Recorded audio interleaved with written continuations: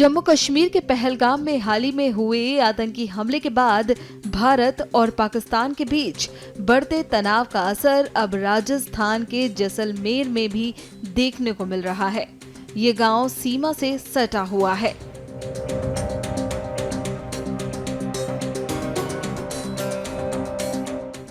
भारत पाकिस्तान अंतर्राष्ट्रीय सीमा से लगे गांवों के निवासी न सिर्फ अब सतर्क हैं, बल्कि किसी भी संभावित स्थिति का सामना करने के लिए पूरी तरह से तैयार हैं।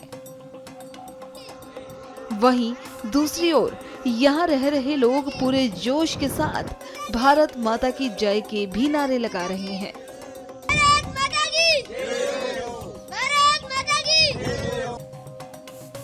बता दें कि इस गांव में मुस्लिम समुदाय के लोग रह रहे हैं।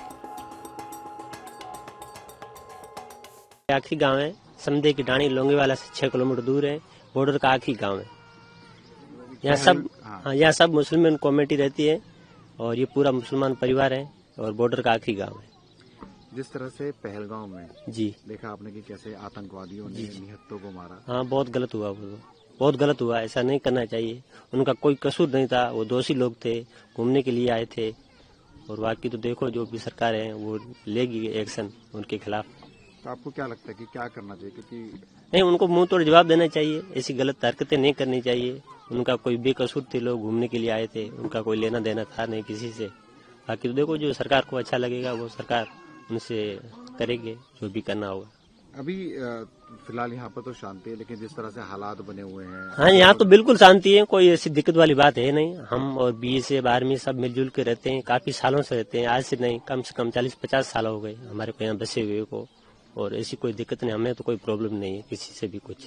अच्छा, जब पहले जब लड़ाई हुई थी जी, 1965 की लड़ाई हुई। हाँ, 1965-71 में कारगिल की भी यहाँ बहुत आर्मी आई थी।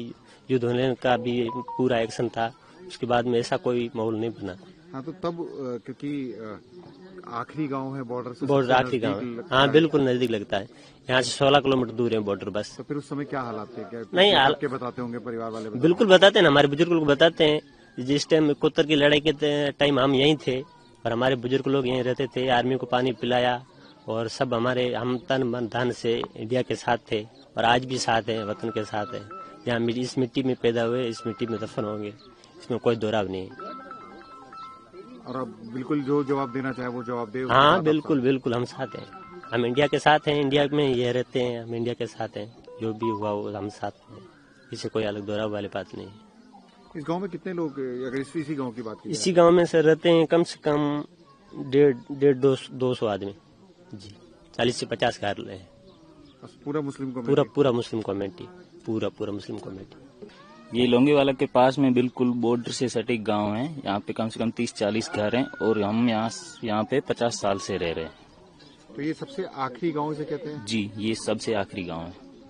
अच्छा, ये बताइए कि अभी जो हालात बने हुए, क्योंकि जैसे आपने पहलगाम में जो हुआ जी सुना होगा, क्या उस घटना के बारे में क्या कहेंगे? बहुत ही गलत हुआ है।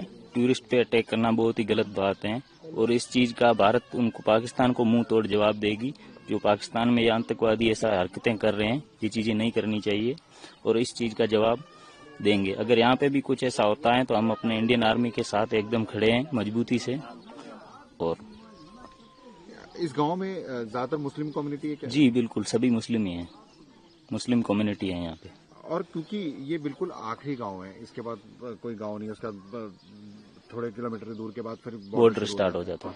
तो पहले भी जब वॉर हुई जी, तो किस तरह से सपोर्ट किया था? क्या देखा था आपके, क्या बताया आप लोगों को कि क्या हुआ था यहाँ पर, अगर उस बारे में बता पाए तो?